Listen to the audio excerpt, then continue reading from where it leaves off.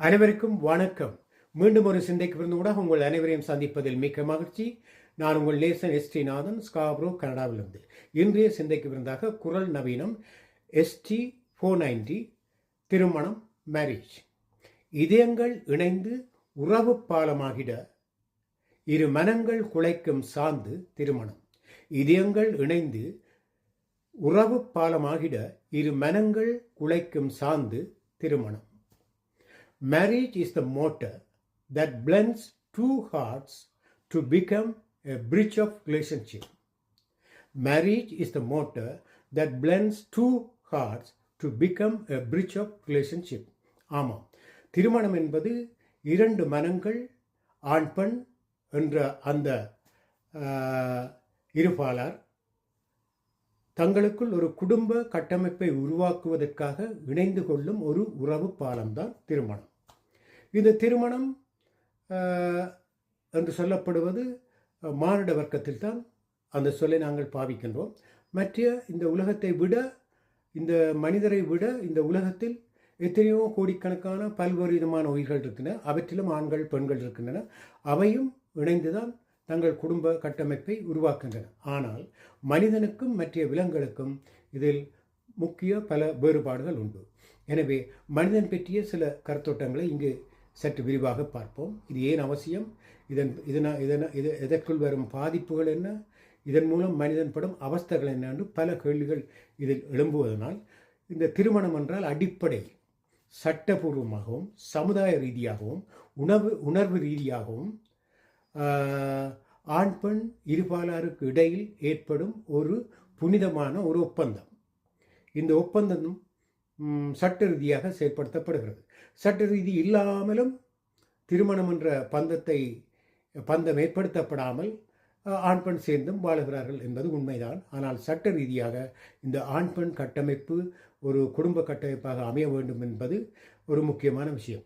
எனவே இந்த குடும்ப கட்டமைப்பு சட்ட ரீதியாக எப்போது முதல் திருமணம் என்ற அந்த கோட்பாட்டுகள் வருகிறதோ அன்றிலிருந்துதான் இந்த மனிதனுடைய நாகரிக கட்டமைப்பு வளர்ச்சியின் அடித்தளங்களில் திருமணம் என்பது மிக முக்கியமான ஒன்றாக கருதப்பட்டது. எனவே அதற்கு ஒரு புனிதமான நோக்கம் கற்பித்து அதை ஒரு சம்பிரதாய முறைப்படி மனித இனம் தங்கள் கலை கலாச்சாரத்துக்கு ஏற்ப ஒவ்வொரு நாடுகளில் தங்களுடைய சிந்தனைகளுக்கு ஏற்பவும் தாங்கள் வழிபடும் மத வழிபாடுகளுக்கு ஏற்பவும் தங்கள் திருமண பந்தங்களை ஒவ்வொரு சம்பிரதாயங்கள் அடிப்படையில் செய்து வருகிறார்கள். எனவே இந்த சட்ட ரீதியாகவும் சமுதாய ரீதியாகவும் உணர்வு ரீதியாகவும் ஏற்படுத்தப்படும் இந்த பந்தம் ஒருத்தனுக்கு ஒருத்தி என்ற அடிப்படையில் இறுதி மட்டும் மிகவும் சந்தோஷமாக அந்த வாழ்க்கையை எடுத்து செல்லப்பட வேண்டும். அப்படி எடுத்து செல்லப்படாவிட்டால் அங்கு ஒரு குடும்ப கட்டமைப்பு குலைகின்றது. அடுத்த சந்ததி ஒரு உயர்வாக கட்டியமைக்கப்படாது, வளர்க்கப்படாமல் கைவிடப்படுகிறது. இதன் மூலம் ஒரு சமுதாய விலங்கு அந்த சமுதாயத்தில் பல பிரச்சனைகள் ஏற்படுகின்றன. எனவே இந்த மனிதன் என்பவன் திருமணம் என்பதை ஒரு புனிதமான ஒப்பந்தமாக சட்டமாக அதை செய்து வருகிறான். ஆனால் இந்த விலங்குகளுக்கு மட்டும் அவையும் ஆண் பெண் சேருகின்றன. அவையும் ஆண் பெண் சேர்ந்து தங்களுடைய குடும்ப பாரம்பரியத்தை கட்டி காப்பதற்காகத்தான் சேர்கின்றன. அது இயற்கையாக இன ஈர்ப்பாக இயற்கையின் தேவையாக அவை சேர்ந்து கொள்ளுகின்றன. இன புணர்ச்சிக்காக இயற்கையாக அவை சேர்ந்து கொள்ளுகின்றன. அங்கு சம்பிரதாயங்களோ எதுவுமே கடைப்பிடிக்கப்படுவதில்லை, சட்ட அமைப்புகளும் அங்கு இல்லை. அவர்கள் சேரும்போது சேர்ந்து இனப்பெருக்கத்தை உருவாக்கி போட்டு பிறகு விலகி விடுவார்கள். ஆனால் அங்கே பொறுப்பு கூட யாருக்கு இருக்கின்றன? பெண்ணுக்கு தான். பெண் விலங்குகள் தான் கூடியளவு தங்களுடைய வாரிசை பாதுகாக்கின்றன.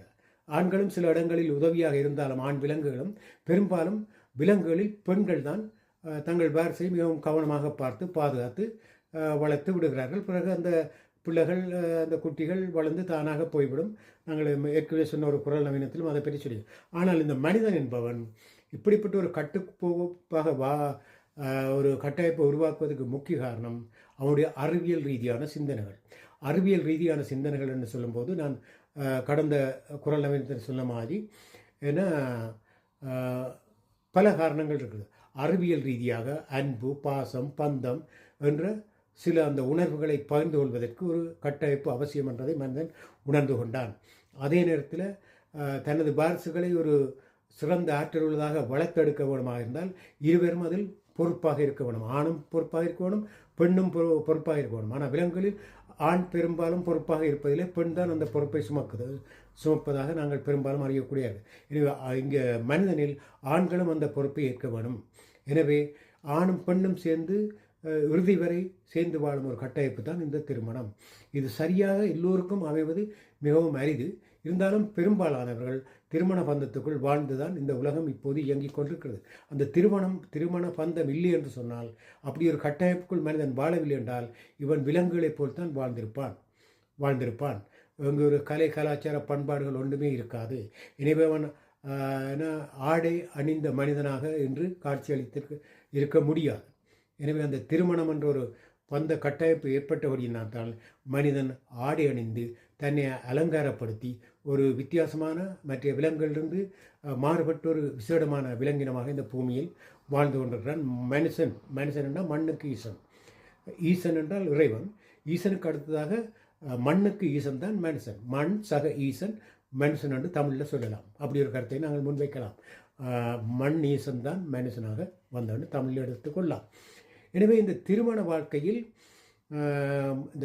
வாழ்க்கை முறியாமல் ஒரு ஆணும் பெண்ணும் தங்களுக்குள் தொடர்ந்து வாழ வேணுமா இருந்தால் முக்கியமான விஷயம், ஒருத்தர் புரிந்து அவரவருடைய சுதந்திரத்துக்கு நாங்கள் அதிகளவு கட்டுப்பாடு இல்லாமல் அவர்களுடைய தனிப்பட்ட சுதந்திரங்கள் சில அவர்களுடைய பிரைவசிக்கு நாங்கள் இடம் விட வேண்டும். அதுக்காக எல்லாவற்றுக்கும் என்றல்ல, சில சுதந்திரம் கணவனுக்கு இருக்க வேண்டும், மனைவிக்கும் இருக்க வேண்டும். அதே நேரத்தில் ஒருத்தருக்கு சந்தேகம் வரக்கூடிய விதத்தில் எதுவும் நடக்கக்கூடாது. அப்படி ஏதாவது சந்தேகங்கள் அல்லது வேறு ஏதாவது பிரச்சனை வந்தால் மனம் விட்டு பேச வேண்டும். ஆனால் கணவனுக்கும் மனைவிக்கும் இடையில் இந்த கம்யூனிகேஷன் கேப் இருக்கக்கூடாது. அதாவது அவர்களுடைய தொடர்பு மனம் விட்டு பேசுகிற அந்த இடைவெளி இருக்கக்கூடாது. மூஞ்சியை காட்டிக்கொண்டிருக்கிற பெரும்பாலானவர்கள் சரியாக பேச மாட்டார்கள்.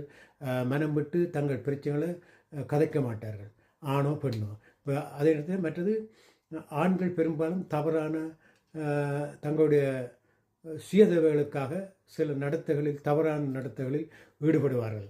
அது மதப்பழக்கம் அல்லது வேறு தகாத பழக்க வழக்கங்களில் ஆண்களும் ஈடுபடுவார்கள்.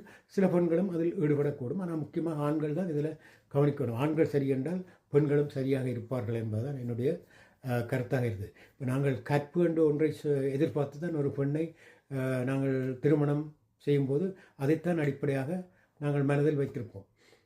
நாங்கள் என்ன, பொதுவாக ஆண்கள். அதே கற்பு ஆண்களுக்கும் இருக்க வேண்டும். கற்பு என்பது பெண்களுக்கு மட்டுமல்ல, ஆண்களுக்கும் இருக்க வேண்டும் என்பதுதான் உண்மை. ஆனால் அது பெரும்பாலும் 180% குறைவாக இருந்தாலும், ஆனால் பெண்கள் பெரும்பாலும் 80-85% கற்புள்ளவர்களாகத்தான் இருப்பார்கள். எனவே இது எல்லாவற்றையும் நாங்கள் சந்தேகப்படக்கூடாது. அவருடைய மனம் விட்டு பழகும்போது ஒருத்தரை பற்றி ஒருத்தர் புரிந்து கொள்ளார். எனவே இந்த ஆண் பெண் வாழ்க்கை, திருமண வாழ்க்கை சந்தேகம் இல்லாமல் மனிதன் குடும்ப கட்டமைப்பாக வாழ வேண்டும் என்றால் அவரவர் மனதை அறியக்கூடிய ஒரு கருவியை கண்டுபிடித்தால்தான் மனிதன் ஒரு கருவியை கண்டுபிடித்தால்தான் அந்த கருவியில் மூலம் ஒவ்வொருத்தர் மனதில் எண்ணுறதை அந்த திரையில் பார்க்கக்கூடிய ஒரு காலம் வந்தால் எப்படி இருக்கும் கற்பனை செய்து பாருங்கள். அப்படின்னு நீங்கள் உங்கள் மனைவியோடு ஒரு இடத்துக்கு போய்க்கு இன்னும் உங்களோட படித்த ஒரு பிள்ளையை காணிக்க உங்களோட மன ஓட்டத்தில் தவறான கண்ணோட்டங்கள் வந்தால் எப்படி உடனே மனைவிக்கு அந்த திரையில் பார்க்க தெரியும். அதே மாதிரி மனைவி அப்படி சிந்தித்தா கணவன் பார்க்க தெரியும். அப்போ இது ஒரு பிரச்சனையான விஷயமாக போகுமென்றபடியாக தான் மனிதன் அதை கண்டுபிடிக்கும் அறிவை இறைவன் கொடுக்க மாட்டான், ஒருபோதும் கொடுக்க மாட்டான், இயற்கை தர மாட்டது. இப்படிப்பட்ட வசதி எல்லா அறிவுகளையும் உங்களை கண்டுபிடிக்கக்கூடிய மாதிரி இறைவன் வைத்தாலும் சில அறிவை உங்களால் எட்ட முடியாது. இறைவனை கண்டுபிடிக்க முடியாது. மற்ற மனதில் நினைப்பதையும் நேரடியாக நீங்கள் கம்ப்யூட்டர் கணினி மூலம் கண்டுபிடிப்பது என்பது சாத்தியமில்லை. எனவே இயற்கையும் சிந்திச்சுத்தான் எல்லாவற்றையும் செய்திருக்கிறது. அதில் இந்த திருமணம் சிந்திச்சுத்தான் ஆண் பெண்ணை ஒருத்தருக்கு என்ற அமைப்பை இந்த இயற்கை தான் ஏற்படுத்தியது. அதன்படி நாம் வாழ்ந்தால் வாழ்க்கை எப்போதும் மகிழ்ச்சியாக இருக்கும் என்று கூறிக்கொண்டு மீண்டும் ஒரு சிந்தைக்கு வந்து சந்திக்கும் வரை விடைபெற்றுக் கொள்வது உங்கள் நேசன் எஸ்டி நாதன். நன்றி.